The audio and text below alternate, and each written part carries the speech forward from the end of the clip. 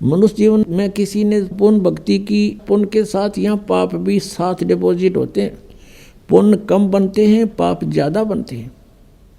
ये ऐसे अक्षेत्र में आप रह रहे हो। जैसे आप जी यहाँ ऐसा स्थान है, जैसे एक कोई फील्ड होता है, खेत है, और उसमें कुछ भी ना जो है, ना उसकी गुड़ाई करो, ना उसको संवारो, उसमें अपने आप घास फूस अड़ंगा कुबाड़ इतना उग जाएगा दिखे नहीं धरती।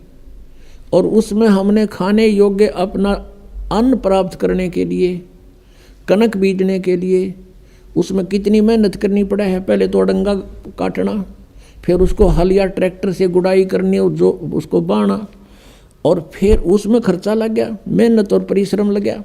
और फिर उसमें खाद बीज डाला, वो भी पैसे से, खाद डाला वो भी मोल, फिर सिंचाई करी उसका भी टैक्स, यानी इतना कुछ खर्चा करके जब वो 2 दाने प्राप्त हुए और वो घास आप पर जाम गया, उसमें डंगा जिसकी कति आवश्यकता नहीं थी। तो ये ऐसा क्षेत्र है जहाँ हम रह रहे हैं।